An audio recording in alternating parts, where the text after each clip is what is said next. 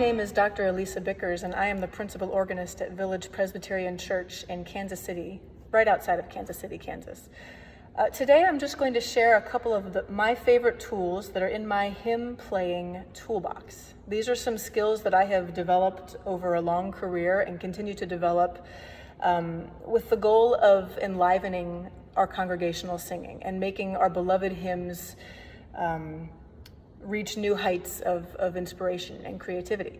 Now, I should start by saying that I consider that my job here is primarily to make the people singing out there feeling comfortable and feel inspired with what they're singing. If my creativity here is ever too creative such that it distracts them or makes them less comfortable singing, then I've gone too far. So that's my guide when I am developing new and fun ways to play a hymn. If I think somebody might think, oh wait, where's the key? Or oh wait, where's the melody? I'm not going to do that. So maybe that needs to be a guide for you too. You consider your own congregation and what they're comfortable with, and also maybe what they can be encouraged to be comfortable with. So I'm going to talk about a couple of my favorite ideas when I'm introducing a hymn, and then also when I'm singing and playing along with a congregation. The time of the introduction is very important. It's theologically important because it gives us a moment to prepare ourselves for what we're about to sing. Sometimes we are coming out of a sermon, and so we have to come from whatever the pastor has just gifted us with and then transition people into singing about it. But it can also be an educational time too. If you've got a hymn that's fairly new or that has a complicated melody, it's a great time during the introduction to just simplify things. Maybe just have a drone in the pedal and a very simple registration that's going to give just the melody.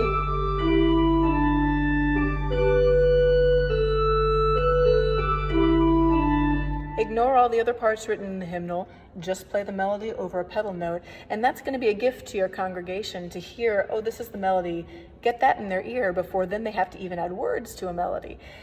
But with more familiar hymns, the sky is kind of the limit, and I really like to get creative on the more familiar hymns because they don't need to be taught the melody. And this can be a way that I can bring a really familiar melody into a different light for them. One thing that I think is a lot of fun to do is to put your right hand against your left hand in a little battle of the melodies, except of course it's going to be harmonious and beautiful. But choose two contrasting but complementary sounds, like an oboe in the left hand and maybe a principal in the right hand, and a drone or something simple in the pedal if you want to. And so I'm going to play I Love to Tell the Story, which is to the tune Hanky, and we're just going to go back and forth between who's got the melody, and it's a very simple way to introduce the hymn.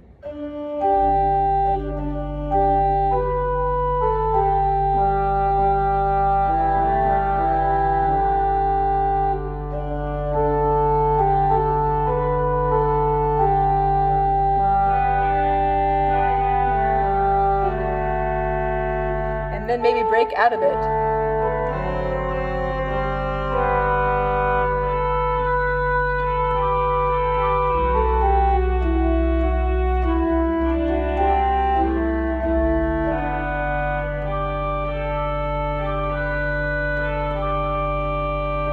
That did not stay perfect.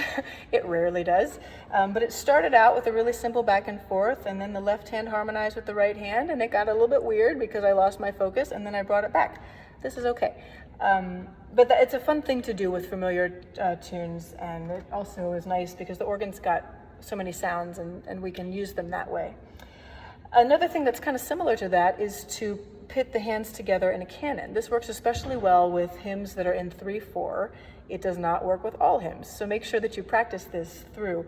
So I'm going to put some strings and a flute on two different manuals, and let's try it with Be Thou My Vision. I'm going to put it just a measure apart.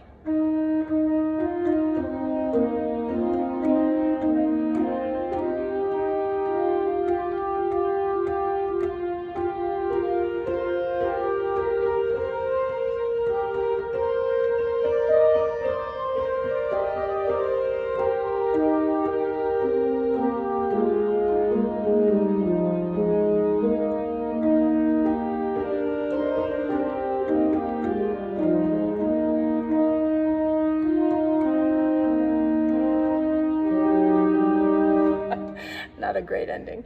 But you can see that they work well together. You have to kind of concentrate on it. It's a brain bender. We can also do them a phrase apart. Let me get something more contrasting. So here's a principal versus some flutes and strings.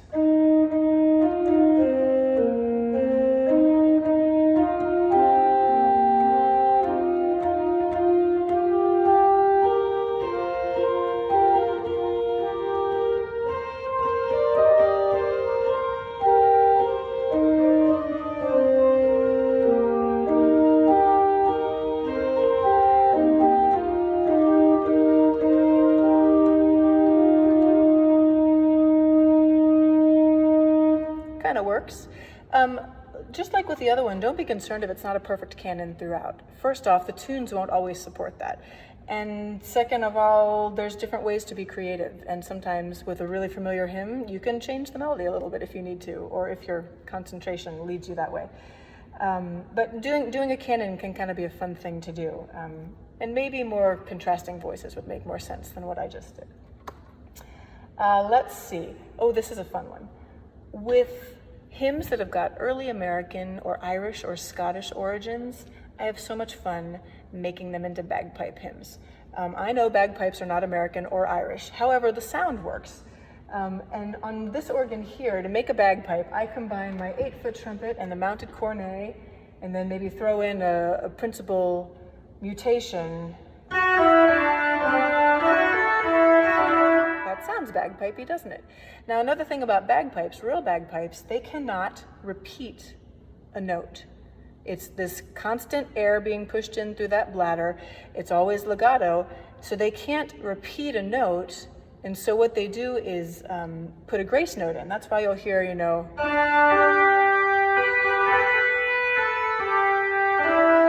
there's not any repeated notes. But if we did Come Thou Fount of Every Blessing, it would be like this.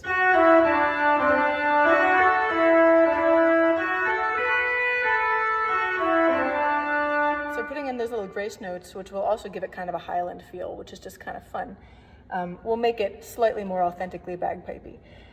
So then I like to pair this with a drone. Now this can happen in a lot of different ways. You can just grab a lighter reed from the swell and just hold your open fifth.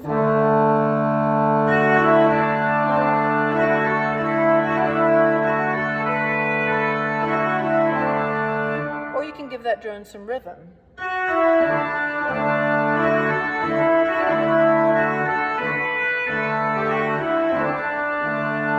That's fun too. We're not actually being a bagpipe, so we can turn it into an organ thing.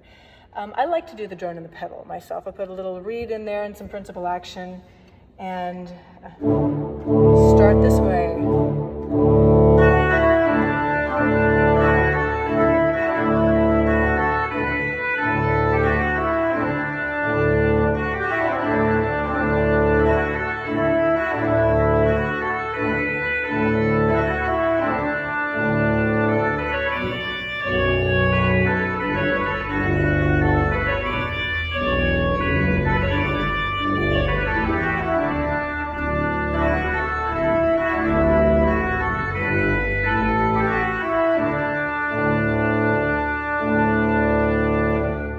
Introduction. It also works perfectly well while the congregation is singing. And they really kind of rouse along to it. So I encourage you to try that little bagpipe move and see if it's fun for you too. Now this is something that a friend just taught me very recently, which works very, very well for chant-like melodies, or much more mystical kinds of melodies where you don't need a drone, but you need something a little bit more gentle. It's really gorgeous. Bring out a 4-foot flute on your instrument and then and that's in the manual, and then put a 16 in the pedal. And play the melody just all right together.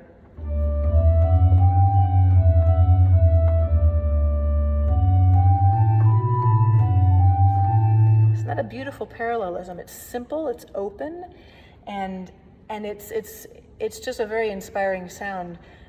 Think about Christmas Eve playing O Come Emmanuel.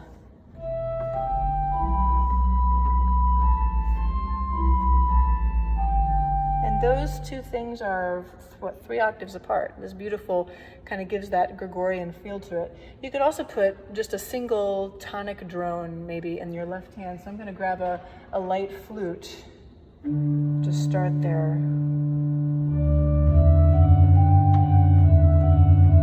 Kind of gives it something to cling to. Doesn't make it feel quite so exposed.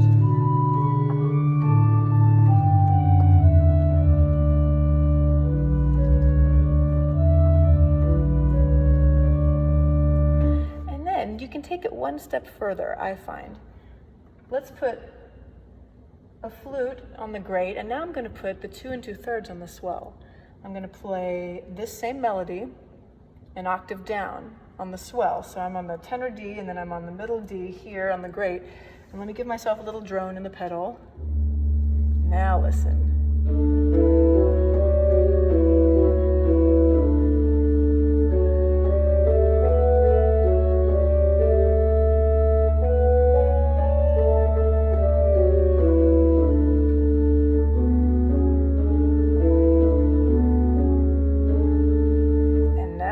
That's just transported me right back to the Renaissance.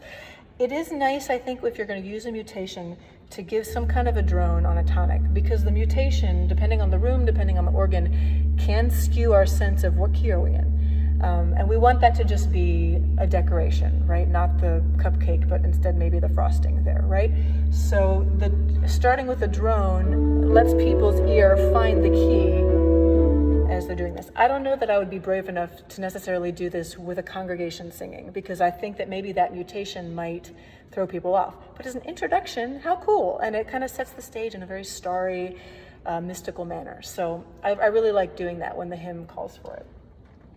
Now, this next thing is maybe one of my favorite things to do, and this will work in introductions as well as while the congregation is singing. And that is to put a hitch in the giddy up of the rhythm. Most of the hymns that we end up playing, especially at a pipe organ, have got wonderful 4-part harmonies, and the rhythmic harmonic rhythm moves almost every single melody note. And that's cool, that's beautiful, it's fun to sing. But we can also kind of mess with that, particularly on well-known hymns where we can trust the congregation to keep singing the melody even if we're messing with the rhythm here at the organ. If we consider, for example, one of my favorite tunes is King's Fold, and it's got so many great texts to it. So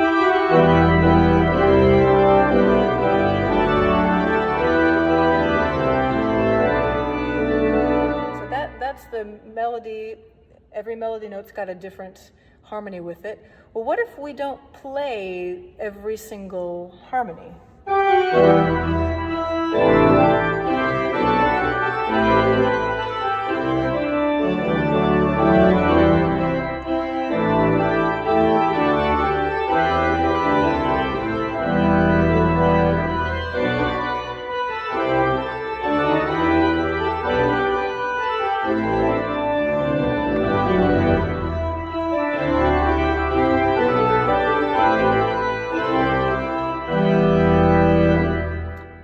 Harmonize some things because I have a hard time not doing that. But you can do that exact thing with whatever you see in the hymnal. Just leave out some of the harmonies. Do continue to play the melody unless you've got a congregation that is skilled enough and confident enough that you could stop playing the melody altogether and just give them this.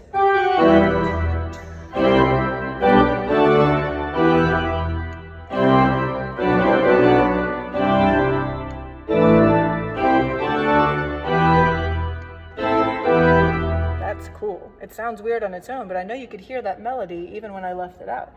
I am only brave enough to do that when I've got a nice full choir singing behind me, and I have warned them that I'm going to do that so that they still stay right on rhythm and a nice strong leader so that the congregation can also feel confident too. But I love doing this. You can really make it also a theological statement.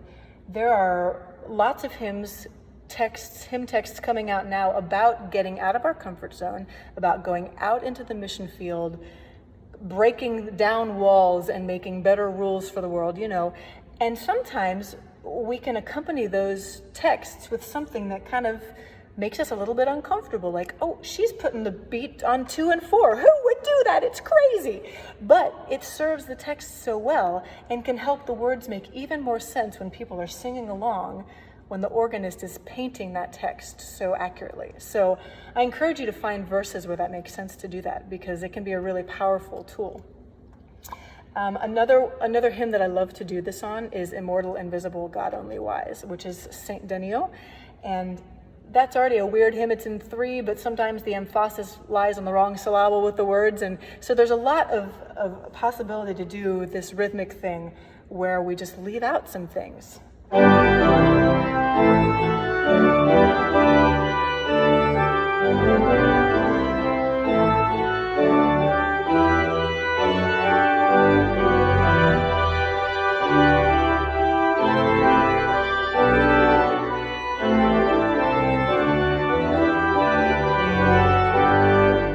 Practice it better than I just did. But you see what I'm doing there. You can add emphasis to the syllables that are supposed to be emphasized. You can de-emphasize important syllables. There's all kinds of things that you can do to just make that more interesting. And that's a fun one to mess around with, is Saint Denis. Now, another way that I like to freshen up hymns a little bit is to reharmonize them. And there's countless books out there of reharmonizations, and they are wonderful. I use them all the time.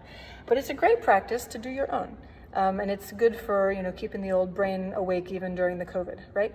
So what I would encourage you to do is pull up a hymn that you know kind of back and forwards, because we want a melody that's in your head. And then we have to realize that every single melody note of any hymn can be, at minimum, the tonic, the third, or the fifth of a chord. If we're going to be more adventurous, it can also be the 7th, the 9th, or the flat 13th. We can get really jazzy with these. But what we'll see in hymnals are mainly major and minor chords, artfully put in there, and it's wonderful that they're there. But if you go through and underneath every single melody note, write in the 3 chords that could support that melody note. It's not only the one that's written. And do that for 2 measures or something like that, and you're going to have all these chords written under 2 measures of music. And then, in your private practice time, experiment with alternate harmonies that make sense. This is not something to experiment with on a Sunday morning. That can be dangerous, particularly when you're new at reharmonizing. But when you're figuring it out, it can be really eye-opening to see all the different ways that we can harmonize hymns just by looking at the theory of it right on the page. And I have no shame in writing in chords into my hymnal. This is a book for me to use to lead God's people in singing. So I write in things that I want to try out. And then see what you come up with. It can be very, very interesting. I tend to reharmonize hymns, particularly when the text calls for it, because, as you know, you can have a hymn with 4 stanzas that say vastly different things, but in the hymnal, they've all got one harmonization. And so I like to find the verses where something different is called for. And one in particular that really calls out to me to reharmonize is In the Bleak Midwinter. It's a gorgeous tune and a gorgeous poetic text. Verses 2, 3, and 4 are about the coming Savior who is going to save and change this world. It is positive, it is full of light. But verse 1 isn't like that. The words are, In the bleak midwinter, frosty wind made moan. Earth stood hard as iron, water like a stone. This is not a happy place. This is the world awaiting the Savior. This is a place hard as iron, water like a stone. He's not here yet. Snow had fallen, snow on snow. That's debatable, but we're just gonna. Snow on snow. In the bleak midwinter, long ago. So that is calling out to me that we're not going to just hang out in F major like the hymnal suggests. We need to paint a world awaiting the Savior, which is different than the one that gets him. So I've written into my hymnal here some different harmonies that are going to support this bleakness that verse 1 has given us. And I'm just going to make it all stringy because it seems like strings make sense for snow, doesn't it?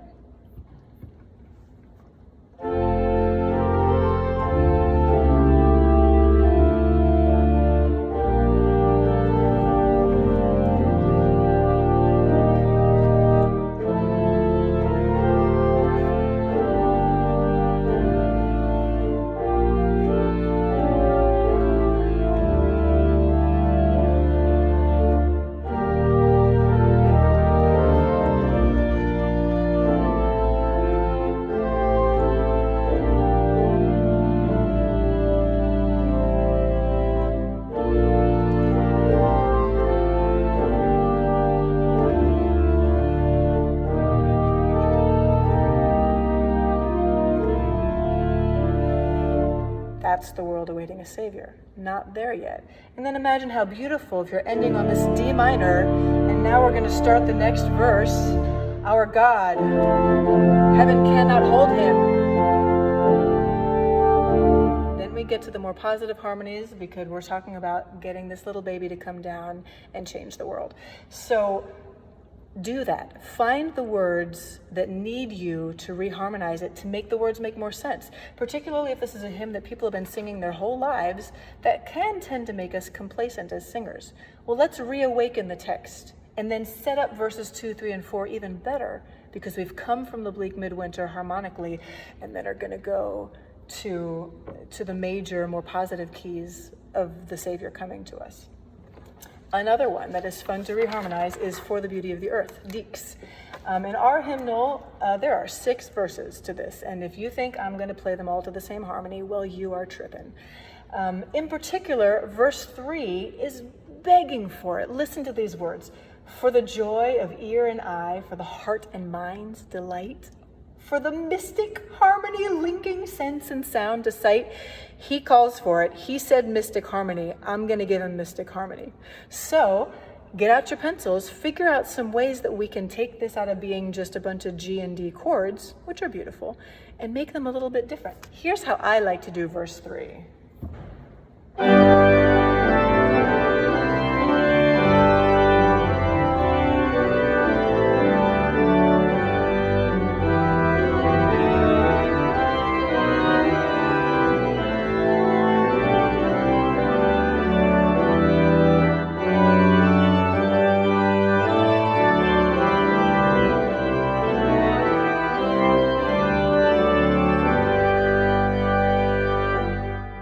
Mystic harmony. There's a D sharp diminished chord, there's a B major chord. It's calling for it, and we need to reawaken these texts so that people really sing what they are hearing. So I encourage you to do that, to get a hymnal out and just spend some time remembering theory and see what you can rediscover. One final thing that is an easy thing to put in is to put ascending or descending scales in your pedal beneath what is already written in the hymnal. I'm going to stay with For the Beauty of the Earth because I can't get enough of this tune. I'm going to play what it says for the soprano and the alto and the tenor, just as written. And in the bass, I'm going to ignore it. And right now I'm going to try putting on just a descending scale and see what happens.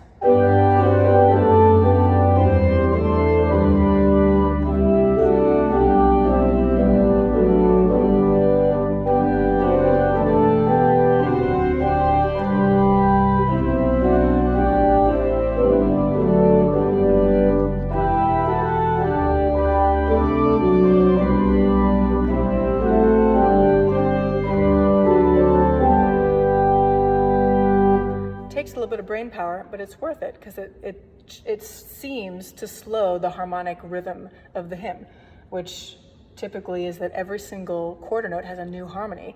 Well, this seems to broaden that, which can be really neat. Maybe in particular the joy of human love, brother, sister, parent, child. We think of a broad love for those. Maybe we can do that. Now let's try going up and see what happens.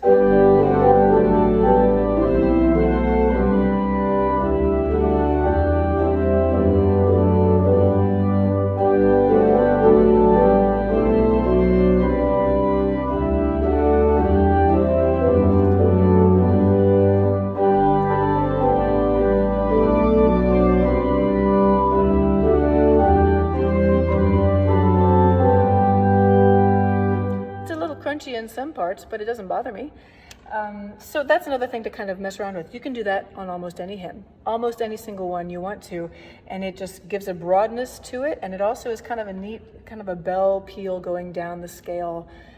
It's just a neat way to bring alive a hymn. So I hope that some of these tools will be inspirational to you and that you'll make them your own. I'm thinking of all of you in your ministries and hoping that you're practicing your harmonies and staying the course even when we can't all be together in worship, because we will all be together in worship someday again, and we need to be ready. Okay, bye.